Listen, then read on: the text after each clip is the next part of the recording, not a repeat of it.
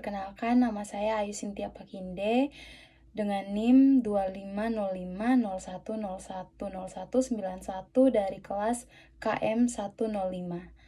Video ini dibuat dengan tujuan untuk memenuhi tugas ujian tengah semester mata kuliah pengantar komunikasi digital Universitas Siber Asia, jurusan PJJ Komunikasi. Saya akan menjelaskan apa itu komunikasi. Komunikasi adalah proses penyampaian pesan dari seseorang kepada orang lain, baik secara langsung maupun tidak langsung, dengan tujuan agar pesan tersebut dipahami dan menghasilkan respon. Komunikasi tidak hanya berupa kata-kata, tetapi juga melibatkan bahasa tubuh, ekspresi wajah, intonasi suara, dan juga konteks situasi.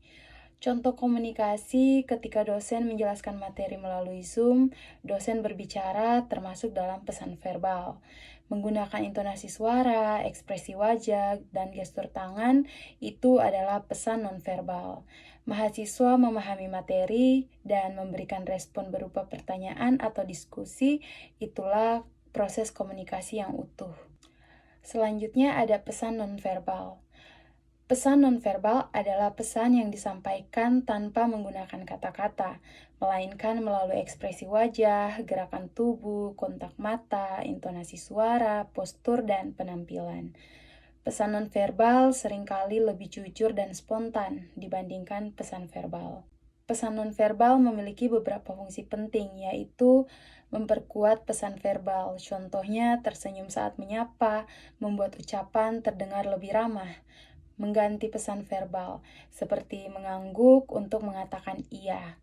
Menunjukkan emosi dan sikap, misalnya raut wajah tegang menandakan ketidaknyamanan. Menunjukkan emosi dan sikap, misalnya raut wajah tegang menandakan ketidaknyamanan. Mengatur jalannya komunikasi, seperti kontak mata dan menunjukkan perhatian. Dalam pembelajaran jarak jauh, pesan nonverbal tetap sangat berpengaruh meskipun terbatas layar. Contohnya, ekspresi wajah dosen membantu mahasiswa memahami apakah materi serius atau santai. Kontak mata ke kamera membuat komunikasi terasa lebih personal. Bahasa tubuh yang terbuka membuat mahasiswa lebih nyaman. Pesan nonverbal yang baik dalam PJJ antara lain menatap kamera saat berbicara, ekspresi wajah jelas dan ramah, postur tubuh tegak dan profesional, menghindari distraksi saat kamera menyala.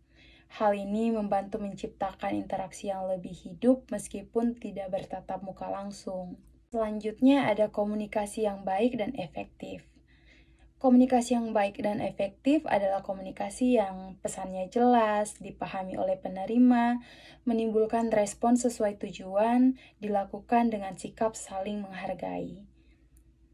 Kapan dan mengapa kita memerlukannya? Komunikasi yang baik dan efektif diperlukan dalam dunia pendidikan, dalam pekerjaan, dan juga dalam hubungan sosial sehari-hari. Karena tanpa komunikasi yang efektif, pesan mudah disalahartikan dan dapat menimbulkan konflik atau kesalahpahaman. Tantangan terbesar dalam menciptakan komunikasi efektif.